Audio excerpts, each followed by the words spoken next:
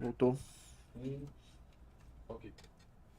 Estamos de volta, deu uma braga aqui no estúdio, mas a gente já voltou aqui para falar de carnaval, do que é que vamos esperar do carnaval de 2023. E a gente estava falando exatamente sobre a questão do. A gente estava falando exatamente sobre a questão da organização do carnaval, de como é que o carnaval de Salvador tem evoluído. Luiz Fernando estava falando sobre os camarotes, sobre a questão da rua propriamente dita, do desfile de blocos. E eu quero emendar aqui, antes de passar para você de novo, o Carnaval de Salvador tem umas particularidades, umas coisas engraçadas. Enquanto o Bloco de Bel já esgotou todos os abadás, o de Gustavo Lima não vendeu e tirou o bloco da rua. Tem umas coisas aqui que são interessantes sobre esse aspecto.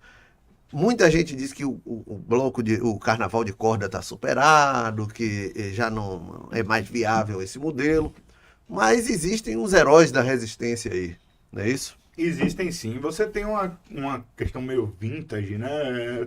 Que Bel traz essa turma que tá hoje com 40, 50 anos. Vira um clubinho, né? Vira um clubinho. É, e é uma turma que tá com um poder aquisitivo um pouco melhor, tá bem resolvida, ou tá se resolvendo, mas enfim, gosta muito, é apaixonado, viveu sua adolescência ouvindo Bel no circuito lá com o Chiclete, o próprio Asa, tá nostálgico, e que vai nessa noite de flashback, sabe? Aquela coisa, né, das baladas da década de 90 pro axé. O axé, a questão que a gente tem que ver é se ele se renovou ou não. O público novo de Gustavo Lima, que é um público mais novo do que a turma de Bel, tá disposto a pagar para ir pro circuito vê-lo? Ao que parece, não. Mas pagaria um camarote? Provavelmente sim, porque tem tudo ali, né? Tem estrutura, tem almofada, tem ar-condicionado, tem cerveja inclusa. O que é que o modelo de negócio para cada geração é diferente.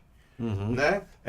A minha filha tem 15 anos e ela é louca pra ir pro carnaval, tá querendo ir. Tá, vou pro carnaval pra ficar hoje na pipoca. Ela quer ir na pipoca, ela vai comprar um camarote. Com 15 anos ela não se interessa por isso. Mas meu primo de São Paulo, que tem 18, já quer vir direto pro camarote.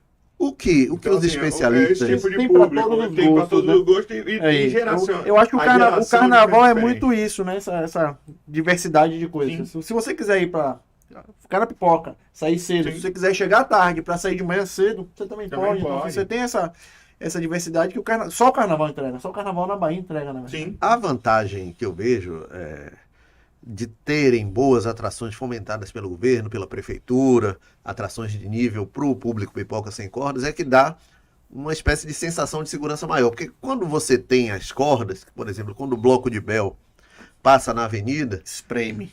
quem está fora do bloco sofre uma limitação de espaço muito grande e a gente sabe como é, né? A corda de chiclete. Eu já sofri num carnaval, na Casa de Itália. Aquela volta da Casa de Itália era um clássico. Passando aqui, chiclete passando aqui do lado e o pipoca... Sabe aquele negócio? Você fecha o olho e fala assim, se eu sobreviver, tá tudo certo. E vai. Essa geração quer ir para ver o Baiana System. Isso. Mas o carnaval sem cordas. Exatamente. Eu vejo, na verdade, aí a gente tá falando muito mais, dando opiniões, né? Isso.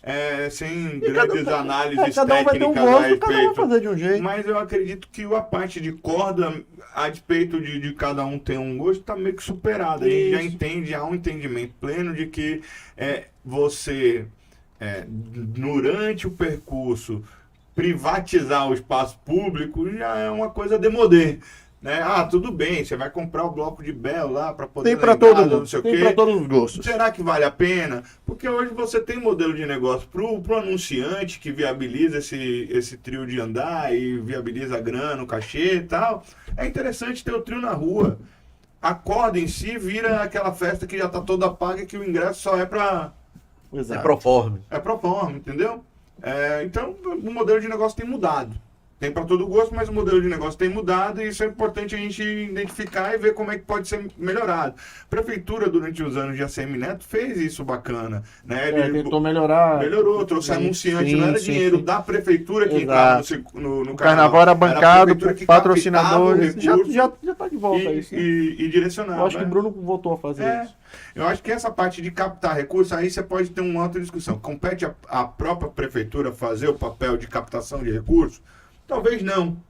Não é a razão de existir dela. Mas diante de uma carência nessa articulação, Pode ser interessante. E tem um carnaval rolando aí paralelo a todos os circuitos, que é o carnaval da Arena Fonte Nova, né? Com aquela, você tem aquela sensação de bloco Sim. e de camarote ao mesmo tempo, né? Porque ali passa um trio elétrico e você fica ali com aquela sensação um pouco de bloco, um pouco de camarote.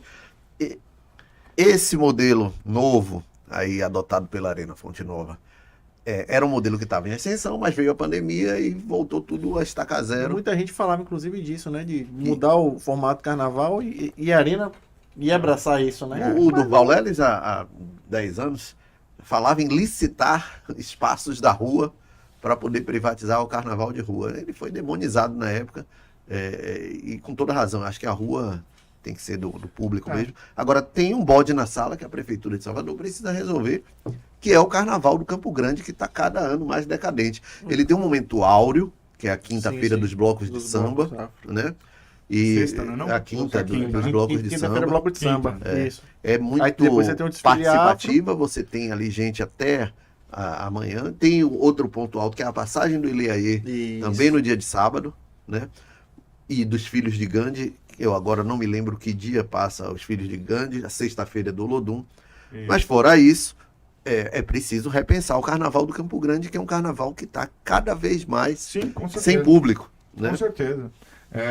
A gente vê se vale a pena continuar, né? Tradicionalmente se tem essa coisa nostálgica, o Carnaval do Campo Grande, mas a molecada não quer mais. Será que valia um teste de charanga no Campo Grande ali? Não sei. Eles tentaram discutir, já vem essa discussão há bastante tempo, trazer o Carnaval para a Boca do Rio. Exato. Então, esse mesmo modelo lá. Um alternativo. Eu não sei se vai funcionar. Me parece que é muito mais uma questão de lobby do que de estruturação. Né? O fato é, qual é o pensamento da prefeitura e dos empresários dessa cidade com relação ao centro histórico da Bahia? Esse é o grande problema que primeiro precisa ser resolvido. Então o Campo Grande vai ter, durante o ano, fomento para que as pessoas tenham o hábito de frequentá-lo. A cidade cresce cada vez mais para o litoral norte. Então, quem mora no litoral norte frequenta o Campo Grande? Muito pouco provável, né? O público que vai para o Santo Antônio Além do Carmo, que enche, que dá o overbook, como você bem mencionou no nosso primeiro bloco de podcast de hoje, é o público que vai para o Carnaval do Campo Grande? Ele é suficiente para encher o Campo Grande? Ele vai deixar de ir no Santo Antônio, vai subir o Pelourinho e cair no Campo Grande, ou vai para o Circuito Batatinha. Enfim, essas coisas precisam ser esquematizadas. O que me parece é que todo ano você tem lá um núcleo que discute o carnaval, como é o nome? É o CONCAR. O CONCAR, e que me parece que tem trazido poucas soluções. Mas nisso é bom alguém do CONCAR, a gente vai entrar em contato, vir para cá para a gente debater isso aqui e procurar saber o que está sendo pensado, né? Porque é importante que o CONCAR se coloque para que a gente possa debater o que é que eles têm em mente aí para a melhoria do funcionamento do carnaval. Exatamente. E fora isso, a gente está 2 anos sem carnaval, esperar também que vai ter muita coisa diferente. A gente vai ter que ver como é que tá. Esperar o carnaval passar para ver o que vai fazer uma acontecer. análise. É aquela coisa, o que não é planejado, a gente faz a engenharia de obra pronta, que é criticar aquilo que foi realizado. E o que eu acho massa é que toda quarta-feira de cinzas tem uma grande coletiva e diz assim, não, a partir de amanhã nós já estamos pensando o carnaval. É quase uma eleição, de 2024. Mas o bom mesmo é que na quarta-feira de cinzas a gente começa a falar sobre São João. Só que ninguém... isso aí, essa parte é boa. É a melhor parte. Agora, 2 coisas.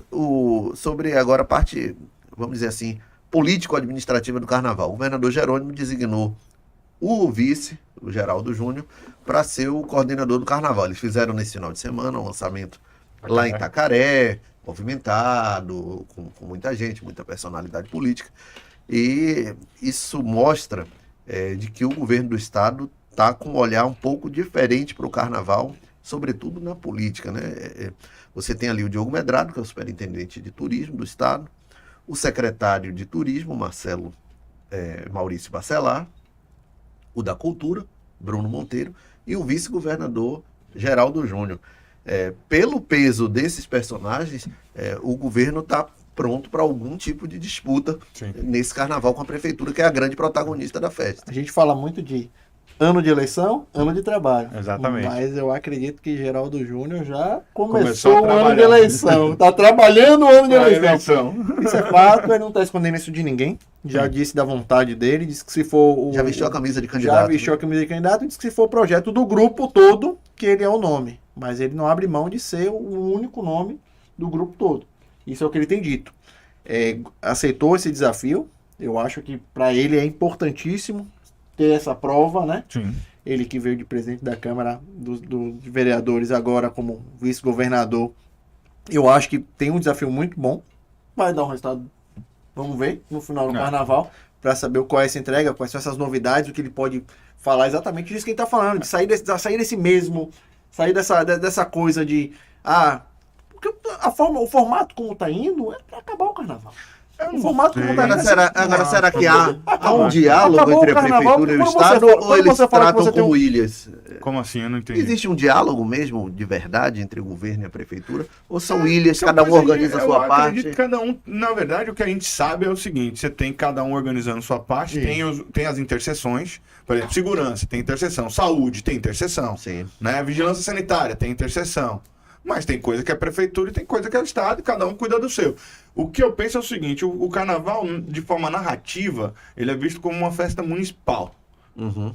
Em Salvador, em Lauro de Freitas, em Teixeira de Freitas, em Poções, na Chapada Diamantina, ou ela é regional, como na Chapada Diamantina. Tanto é que quem entrega a chave ao Rei Momo é o prefeito.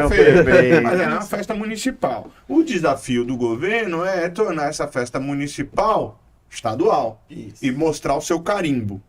Como São João, por exemplo, é uma festa estadual que as prefeituras tentam, a duras penas, transformá-la em festas municipais. Enfim, você tem essas inversões. O que eu vejo na articulação, nesse elenco que foi escalado por Jerônimo, é que essa disputa narrativa vai acontecer de quem organiza o melhor carnaval. Tá, a prefeitura é aquela coisa, né? Quando você vai para a pesquisa, você vê quem... A população, de modo geral, acredita que as encostas foram feitas pelo prefeito, quando, na verdade, você teve quase que o mesmo número de encostas sendo feitas pela prefeitura e pelo governo. Né? Mas no imaginário popular, quem fez a encosta foi o prefeito. Sim. Aí você tem que fazer a disputa narrativa da publicidade, no marketing. No Carnaval, você tem isso também. E penso dessa forma. Geraldinho... a minha questão é o seguinte, beleza, ele começou a trabalhar pela eleição, vai estar na articulação do Carnaval, essencialmente o Carnaval de Salvador é o principal, dizem que é o maior carnaval de rua do mundo, né? É o que se diz, é como a gente vende, Santo Antônio de Jesus é o comércio mais barato do mundo. Adriano Virze está aqui assistindo a gente, ele disse que na verdade estão querendo acabar o Carnaval de Salvador. Não é verdade que os moradores da Barra são contra o Carnaval, o que eles querem é a revitalização do circuito do Campo Grande, que foi, segundo o Adriano Virze, esvaziado para poder beneficiar os grandes camarotes. Será? Ou o Campo Grande foi esvaziado naturalmente? Eu acho que é naturalmente. O centro da cidade está abandonado, velho. Não tem nada de novo. Você teve uma proposta há algum tempo atrás de se montar um centro administrativo da Prefeitura de Salvador ali na calçada. E aí você quer revitalizar. O eixo econômico da cidade veio para Tancredo Neves e agora está indo para Paralela. Então, o eixo político está no CAB. E daqui a pouco está no litoral norte. Cara, acabou. Ou a gente faz um projeto de revitalização real para o centro histórico, e aí não é só Pelourinho, Campo Grande, é você pegar todo aquele circuito, aquela redoma, né, aquele círculo que é considerado centro histórico, e investir pesado para que eles tenham utilidade cotidiana e as pessoas criem um hábito de frequentá-lo, ou cada vez mais ele vai se deteriorar, se tornar um centro antigo, e as pessoas pouco... Qual é o atrativo de um jovem que mora na Paralela para ir no Campo Grande? A orla é muito mais simpática a ele. Sim. A Barra, portanto, é um lugar mais fácil de ele ir. Então, assim, ok, os camarotes que estão concentrados lá poderiam estar concentrados no Campo Grande. Teria o mesmo fluxo de pessoas? Não sei. Talvez não. Não sei. É isso. Entendeu? O Campo Grande tem um grande ativo, a meu ver, que é o metrô, né? O metrô da cidade está ali próximo ao circuito do Campo Grande. Então, um dos gargalos, inclusive, do Carnaval é o transporte público. Né? Você tenta pedir um carro por aplicativo, tem dificuldade. Você tem dificuldade com o número de táxis disponíveis. Às vezes, o taxista quer cobrar R$ 500 para o cara sair dali do circuito da Barra Só e ir pra para Paralela. É complicado. Não, começou aquela agonia, né? O transporte no carnaval é horrível. Se a segurança é um grande case de sucesso, o transporte é um grande desafio. negativo, é um grande desafio. Tem uma ação, inclusive, da própria prefeitura, que são aqueles ônibus, né? Que saem dos shoppings, que levam. Mas é muita gente, não tem muita mágica. É muita gente, velho. É muita gente saindo em todos os horários, chegando, saindo. Não é uma equação fácil de resolver, mas não. Tem gente mas tem gente competente para pensar nisso. Mas olha, vamos voltar com a segurança. Paulo, não, é só falar assim, a importância do carnaval, dessas festas, né? Para poder ter o termômetro político. Só voltar a Geraldinho, porque assim, é a hora dele se mostrar, é a hora dele testar a popularidade dele em Salvador. Sim. Eu acho que isso é tanto ele quanto o Bruno, tá? Cara, né, tanto ele quanto o Bruno, quanto quem quer botar a cara para ser candidato a prefeito na cidade. Eu fico imaginando que vai ter de claque aí, meu amigo. Vai ser importante. Vai ter Até pra gente poder acompanhar nisso, porque é a hora de você botar a cara para poder entender o que o povo acha. Sempre traz algumas informações. Sempre é muito a gente que cobre política há bastante tempo, né? É onde a informação acontece. Você tem lá a abertura do carnaval na quinta. Tem gente que vai curtir, né? Sexta-feira a política se concentra na saída do Olodum, no sábado na saída do Ilê, domingo tem os camarotes oficiais, segunda-feira tem a mudança do Garcia e terça-feira todo carnaval tem seu fim. Se fizer essa agendinha aí, você sabe tudo de política. Tudo de mudança do Garcia tá é essa que serve como justificativa de alguns blocos de não desfilarem na segunda-feira de carnaval no Campo Grande, porque dizem que a mudança do Garcia atrapalha o andamento ali, porque a mudança são do Garcia vai blocos. até o TCA. Ela, quando entra no Campo Grande, ela já acabou. A turma que participa da mudança... Tem muita festa no próprio Garcia. Ela sai do aconchego da Zuzu, aquele feijãozinho massa, né, de 7 horas da manhã, e vai até a entrada do TCA. E acabou. Quando entra no Campo Grande, ela já foi. Não atrapalha ninguém, não faz mal a ninguém, é muito boa. E vamos voltar a falar de segurança no carnaval. A gente falou aqui sobre o cantor ex-deputado federal Igor Canário, de que ele, durante as suas apresentações, tem alguns conflitos com a própria PM, conflitos de provocação de um lado e do outro. Ele defende os seus foliões, dizem que os foliões são vítimas de abuso de autoridade da Polícia Militar, de emprego excessivo da força de segurança. E a gente separou algumas imagens aí, imagens da TV Aratu, para poder mostrar aí a pipoca de Igor Canário durante o carnaval. Se a gente tiver aí, eu queria que a gente soltasse para poder, você que está acompanhando o nosso podcast aí, ver, olha aí, ó, a pipoca de Igor Canário no carnaval. Essas são imagens da TV Aratu, e muitos dizem que a pipoca do Canário é muito violenta, outros dizem que não, que é implicância da polícia com o artista. Eu queria saber a opinião de vocês. Aí, ó, ele, inclusive, esse ano, desse carnaval aí, que está passando aí, que você está assistindo, ele vinha com a roupa de comandante e, segundo a época, representantes das forças de segurança, ele trazia na sua farda aí, na sua indumentária, as iniciais de uma das facções criminosas aqui que atuam na capital da Bahia. Mas olha aí, ó, o Canário, ele não há de se negar que ele é um fenômeno de público, ele tem um grande público, tem uma massa, sobretudo a massa da periferia, sofrida de Salvador, curte a vibe dele, curte o som dele, mas há esse conflito aí entre ele e as forças de segurança, como o Paulo observou. Esse ano pode tender a ser algo mais tenso, já que ele não é mais deputado, não tem imunidade parlamentar, pode ser que haja um ponto de tensão entre o Canário e os representantes da segurança pública. Perfeito. É isso aí. O comentário não estou prevendo nada, é o comentário, é o que está falando. Não, prevendo que eu digo, antecipando o fato, né? Tem umas contradições, né? Ele é um fenômeno de público, isso não tem como se negar. Exato. Ele é polêmico pra caramba, e também não dá pra negar, ele faz questão de ser polêmico.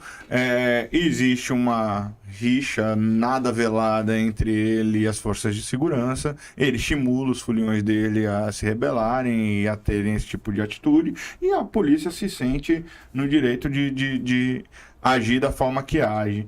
Ou seja, mais uma vez a gente volta ao princípio do bom senso. É preciso que a gente sente para harmonizar e tornar civilizada a convivência entre os diferentes. Isso aí. Né? Existe momento propício para você sentar e falar, olha, existe excessos da polícia nas Nada que um bom diálogo periferias não de resolva, Salvador. né? Nada que um bom diálogo Então não é resolva. preciso que a polícia age de forma diferente nas periferias do Brasil, certo? Beleza, tem jovem inocente que apanha, que sofre as consequências, e tem policial que é recebido a bala. Então você tem ali um problema que precisa ser resolvido. Não é pulando no carnaval, um dando porrada no outro que vai resolver. Então, Exatamente. assim, se ele está estimulando isso, ele, de cima de um trio elétrico, ele está numa condição muito favorável para ele de se colocar como o príncipe do gueto do loteamento Aquários, Sim. né? Aí é bacana, você numa BMW, venci na vida, vou bater o carro bêbado e você aí, pobre, que eu tô falando que tá sofrendo violência policial, tá se lascando aí debaixo no trio. Então, assim, tem que ver também as contradições de cada um, né? Quem gosta dele, parabéns, continue, siga seu barco, nada contra. Eu vejo muito mais contradições. E você estimular que seu folião seja reativo à violência da polícia, quem tem o poder da força na democracia é a polícia. Eu acho que não é o Vá momento. com calma. Eu acho que não é o Só isso. momento, o carnaval não é o momento e nem o local de se fazer esse tipo de discussão Não vai resolver. entre o comportamento da polícia e dentro das periferias. Não vai Acho resolver. que são outros É. fóruns que devem ser discutidos. Exatamente. Agora a gente pula de assunto, a gente vai sair de Igor Canário, sair do carnaval e vai para a mensagem do governador à Assembleia Legislativa na última semana, a primeira mensagem de Jerônimo como governador do estado da Bahia para os deputados. Houve presença da oposição lá, Foi. houve presença da situação em peso, secretários de Estado, mas o governador chamou atenção para algumas coisas durante as suas falas que eu achei muito interessantes. Primeiro, ele alertou para a situação de fome. A gente está vendo a situação de miséria muito grande, um saldo muito negativo dessa pandemia. Muita gente perdeu o emprego e saldo de outras circunstâncias também, não só a pandemia, como da própria economia em seus aspectos macro e micro, mas também o governador falou da fome, falou um dos instrumentos de combate à fome que o governador quer utilizar é a alimentação no ambiente escolar. Então ele, a meu ver, ali mataria 2 coelhos numa cajadada só, garantindo presença dos estudantes nas escolas e pouca evasão escolar através do estômago, né? Porque ali ele vai fazer 2 refeições e o aluno do tempo integral faria 3 refeições. Ele fala do meio ambiente, fala de problemas logísticos e fala também sobre 2 assuntos que eu vi pouco o governador Rui Costa abordar nos 8 anos que passou pelo Palácio de Ondina, que são a cultura e o turismo tão importantes para a economia do Estado. Queria saber como é que vocês viram aí essa mensagem do governador, e você, Luiz Fernando, principalmente, como é que o ambiente da Assembleia Legislativa recebeu naquela sexta-feira a mensagem do governador? O governador Jerônimo, ele começa com alguns ativos importantes, né? Aquilo que a gente já falou nos outros episódios aqui do Conjuntura. Primeiro, ele tem proposto o diálogo e tem conversado com o conselho político. Segundo, ele conseguiu atrair para si, antes de começar o ano legislativo, já algo em torno de 9, 10 deputados que foram eleitos na oposição. Toda a bancada do PP, 2 do PL, mais um ali, outro ali, ele vai catando e fez uma bancada de maioria bem interessante. Ele se resguardou, né? Ele foi eleito 31, 31 e 1. A bancada de oposição tinha 31 eleitos, a bancada de situação 31 eleitos e Hilton Coelho, que fica ali na bancada independente. É mais oposição até do que... Ele é bancada independente, né? Mas ele não vota fechado com a oposição. Uhum. Aí quando ele já traz 6 do PP, traz 2 do PL, de 31 ele sai, mais 8 ele vai para quase 40. Quase 40. Aí tem mais 2, 3, a bancada dele estima-se hoje que a oposição tem 19 na reunião que fez na semana passada. Certo? Dos 31 ficaram 19, né? Perdeu 12. 12 já não é isso? Então... Ele passou uma toalha na oposição. Ele passou uma toalha. Até porque a oposição perde um pouco a referência. A gente vai precisar ver como é que vai ser o comportamento do principal líder desse grupo político, que é a ACM Neto, nos próximos anos, nos próximos meses. Por enquanto, a oposição Enquanto a está Semineto carente. não se movimentar, não tem líder. Bolsonaro, você tem olha lá, a bancada do PL e tal. Mas Bolsonaro pouco tem de ativo para a Bahia. Na Bahia, ele não é a pessoa que tem penetração no meio político. Portanto, a bancada dele lá, você vai ter uma turma, mas essa turma consegue muito pouca coisa. E não tem uma bancada. Assim como a Bahia também não tem tradicionalmente uma bancada evangélica, embora tenha os evangélicos dentro da Assembleia. Mas os evangélicos da Assembleia dialogam muito mais com o governo, embora parte deles significativa seja da oposição, do que a bancada evangélica de Brasília. Tá lá. Então, assim, a composição das forças aqui ela é um pouco diferente. E Jerônimo começa com esse clima amistoso. Então, assim, ele está em céu de brigadeiro, é o que a gente diz. O governador, ele tem... Lua de mel. Ainda existe a lua de Tem a mel. lua de mel, tá, tem a lua de mel. Esse primeiro dia é lua de mel. Ele se abriu pro diálogo, ele puxou as pessoas para conversar. Exatamente. Quem queria conversar com Tá conversando. o governador tá eleito. Tá conversando. Tá conversando. Tá conversando. Você conversa. Agora, assim, ele elencou como prioridade essa questão da fome, que eu acho que é a prioridade básica. Ele falou muito isso na campanha, então assim, nada mais justo dele cumprir Exatamente, isso. é um Né? E a plano gente, de- inclusive, falou isso muito na campanha. Eu não fiz nem campanha na Bahia e falava isso de outro. É um alinhamento nacional, né? A fome a virou um fome, de problema, fato, voltou é a o, ser um problema no é o Brasil. resultado da pandemia. Né? A fome é o resultado da pandemia. E dá né? uma política ruim Eu também. vi da seguinte forma a mensagem do governador à Assembleia, aos deputados da Assembleia e, claro, ali como é a Casa do Povo, ao povo da Bahia. Eu acho que o governador se concentrou em 2 eixos. Um eixo é mostrar que está completamente alinhado ao governo Lula, Isso, quando ele fala do sim. combate à fome, quando ele fala das políticas ambientais que vai desenvolver no Estado e quando ele fala também sobre situações de logística e de infraestrutura que ele pretende resolver, e agora vai ter apoio, vai ter recursos para isso, muito mais do que teve o Rui Costa quando foi governador, já que o Rui governou a maior parte do tempo sendo oposição ao governo federal. E outro eixo dessa mensagem do Jerônimo foi uma resposta velada ao ACM Neto, que foi o seu adversário na campanha para governador. O Jerônimo falou em melhorar as condições para a segurança pública, apostando em investimentos em inteligência policial, dentre outras coisas. Falou sobre a educação, que ele foi bastante criticado durante a campanha, da ampliação da oferta de vagas no ensino de tempo integral. Recentemente, a própria Secretaria de Educação informou à sociedade que conseguiu um número recorde de crianças e adolescentes matriculados, algo em torno de 650 mil pessoas. E outra coisa também que o governador deixou claro e que era um recado também para o ACM Neto, é quando ele fala de cultura e turismo, que foram assuntos que o Rui Costa nunca deu muita profundidade, vamos dizer assim. Então, Era uma pauta que estava meio que esquecida, né? E que foi uma porrada muito grande no Jerônimo durante a campanha, sobretudo ali com aquela carcaça do centro de convenções na orla ali, perto da orla de Salvador, e que o ACM Neto mostrava o centro de convenções construído na gestão dele, mostrava aquela carcaça ali do centro de convenções. As maiores derrotas do governo Estado. Rui Costa em 8 anos foi basicamente nisso, na cultura, né? No turismo. No turismo. Eu acho que foi muito isso. e- Foi onde, na verdade, a bateu CM muita Neto educação. deu um baile, e Bruno também no finalzinho da gestão, e Então, conseguiu dar um baile e se destacar mais. Ele dá esses 2 tons quando ele manda essa mensagem para a Assembleia. O tom de que está alinhado com Lula e de que recebeu o sinal de ACM Neto e que vai procurar fazer um governo voltado para essas áreas aí. E aí eu pergunto para vocês, em 4 anos ele tem como desatar esses nós que ele está prometendo na sua mensagem?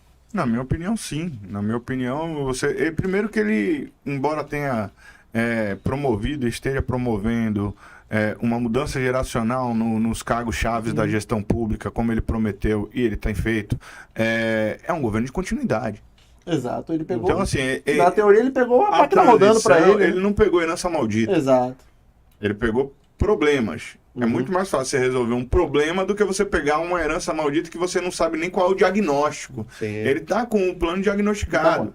E me parece A ser máquina tá rodando há 16 anos. a máquina não está tem- rodando há 16 anos, você já tem a própria oposição deu o diagnóstico para ele da onde ele estava falhando e aonde ele precisa atacar. Que é isso que você traz. A mensagem dele traz A exatamente. oposição foi um PGP para ele. Mas Um capítulo mas do PGP foi isso escrito que é pela oposição. Isso que é E é o importante. papel da oposição. Mas é importante para ele que ele tá ouvindo ouvindo a oposição. Exatamente. Quando ele faz isso, de fato ele está ouvindo. Porque ele está pegando sinais e está fazendo, opa, peraí, eu preciso dar uma resposta nisso. Para a oposição parar de bater, porque a oposição vai ter que ficar o quê? Reinventando. A oposição criticou, vai ter que estudar. ele foi... Ele vai dar um trabalho. Acabou, porque não fica aquele negócio de bater numa coisa exatamente. só. A oposição não vai poder mais falar sobre isso. É uma Isso aí que via está resolvendo. de mão dupla, né? Isso aí está resolvendo. Se a oposição é propositiva, como toda oposição se diz, né? Todo mundo que você vai entrevistar estava vendo a posse dos deputados federais, e a TV Câmara fez uma cobertura bem bacana, entrevistando os deputados federais de as mais diversas colorações partidárias. E aí ele perguntava lá pro deputado do PL, não, a gente vai fazer oposição, mas a gente vai fazer a oposição propositiva. O que for a favor do Brasil, a gente vai votar a favor. Mas o que for ruim, comportamento, contra a família, tal, aí vem a oposição vira uma grande ouvidoria, ouvidoria, e vamos... Quando a oposição é propositiva e o governo não faz ouvido de mercador, a democracia evolui. Ela progride, ela isso cresce. Não, até perfeito. Ela ganha, a sociedade ganha. Né? Os momentos em que Salvador teve maior propulsão de desenvolvimento foi quando Neto fazia uma coisa e Rui Costa queria fazer melhor. Sim. Então, nas enchentes, essa disputa só quem perdia era o povo. Não, só quem ganhava. Nesse ganhava caso, povo, só quem ganhava era o povo. Porque, eu vou fazer 10 encostas, outro lá vai fazer 15. Eu vou colocar manta, não sei o que. O cara colocava vou fazer não sei o que. Eu vou fazer o metrô, vou fazer o BRT. Colocou encosta, mas não colocou escadaria. Vou botar escadaria. Vou botar um corrimão. Os dois fazendo uma disputa isso era bom. Que faz com que a sociedade ganhe. Então, mas aí, o que Jerônimo está fazendo aí no caso do centro de convenções, por exemplo, quando o Rui Costa acolhe e fala, não, vamos deixar o centro de convenções para Salvador, a população perde. Se a gente tivesse 2 centros de convenções, mesmo que um tivesse do lado do outro, não faria. Aquele centro de convenções ali, eu passo por ele frequentemente, quando vou fazer meu futebol ali no Endorfina, que é atrás, e, cara, é uma obra lindíssima, velho. Ele é lindo, velho. Uma obra arquitetônica maravilhosa. É tão triste você passar por ele e ver ele com os tapumes abandonados. Tinha os restaurantes lá. Sim. Que eram frequentados. Na minha época de faculdade, o estacionamento dele era utilizado pelos estudantes da FIB na época. Vou falar Rapaz, era um negócio que não. Restaurante. Outra área que eu acho que o governador devia prestar atenção e que poderia resolver. É aquela área ali do Parque Costa Azul, que também já foi povoada por muitos restaurantes, né? Se não me engano, a Condé é responsável. Condé. Eu lembro quando foi inaugurado aquilo ali, acho que em 98, 99. Tinha Cantina Cortilha, tinha ali que era boa. Tinha um Fellini.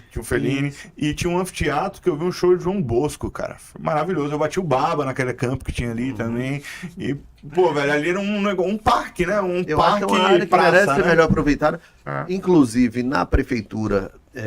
a prefeitura fez um aproveitamento de solo muito interessante ali no Jardim dos Namorados, com aquela vila gourmet que eles fizeram ali. E nada impede do Estado fazer do lado de cá também. Exatamente. Até porque, como você bem disse, tem esses outros ativos, né? Tem o anfiteatro, tem estacionamento, tem lugar para restaurante. Você está do lado de muitos colégios ali, exato. Você pode pensar na vocação do lugar. Isso. É isso que eu falo, assim, quando eu vejo essas obras de praça, por exemplo, você tem uma série de praças espalhadas pela cidade e os vereadores disputam através das emendas quem vai fazer a inauguração de praça, né, que vai colocar aqueles aparelhos. E muitas vezes eu penso o seguinte, você deixa de pensar na vocação do lugar. O que o lugar precisa? É uma praça com uma quadra? É uma praça com banco? Com aqueles equipamentos pasteurizados de academia? É um pet, um lugar de pet? É o quê? Porque assim, é preciso sentar com a comunidade e perguntar o que a comunidade quer para essa praça. Quer um lugar para tocar um violão? Né? Um lugar para fazer um piquenique, uma ciclovia. O que você quer nessa praça? E não pegar aquilo ali, compra equipamentos numa licitação, milhares iguais, aí você sai botando na praça tudo igual, passa tudo parecida. E, poxa, velho, depois de 2 meses, 3 meses, abandonam, ninguém nem usa, porque não é a vocação. Ali naquela praça tem mais idosos, os idosos preferem tentar ir jogar um dominó, bater um papo, seria legal ter um banco. Na outra praça ali é frequentado por criança, por que você quer um aparelho de ginástica se é criança que vai estar ocupando? Então, assim, esse tipo de conversa me parece que falta, às vezes, ao poder público, legislativo e executivo, na entrega das coisas à sociedade. Quem é que chegou ali na comunidade e perguntou, vamos lá, vamos sentar todo mundo aqui, vamos fazer uma Vamos Assembleia ouvir. Geral, vamos ouvir. O que vocês querem aqui? O Aí vai falar diálogo, é a divergido. falta do diálogo. É horrível, porque você O que junta estraga a monte- política é falta do É, diálogo. e é difícil, porque se você imaginar que você vai juntar 100 pessoas e que elas vão convergir, você tá sonhando. Não, aí é Vai ser uma impossível. bagunça, mas aí você coloca voto, não sei o quê. Cria Mas aí, métodos. como diria Zezé Ribeiro, ex-deputado federal, saudoso deputado federal Saudoso. e secretário de Planejamento, foi um grande urbanista também, autor do Demais. Estatuto das Metrópoles. Quem tem muitas prioridades não tem prioridade Nenhuma. nenhuma. Então, decidam aí. Eu vou dar 3 prioridades para vocês e É. vocês convirjam aí. Pronto, exatamente. Você define algum. pensamento. Você faz aquele. Você constrói o consenso programático. Você tem essa e essa opção, A, B, C. Bem mas pelo menos democraticamente. mas você pelo menos dá algumas opções e não Você chega chega ao lá com a norte, mesma né? coisa. Bom. né? Exatamente. Um ponto. Olha, o papo tá bom, mas hoje o Conjuntura Atual vai ficar por aqui. A gente falou sobre carnaval e a gente quer e vai trazer gente da prefeitura, gente do governo do estado, para poder trazer para você que nos assistiu aí todas as respostas para isso tudo que a gente conversou aqui.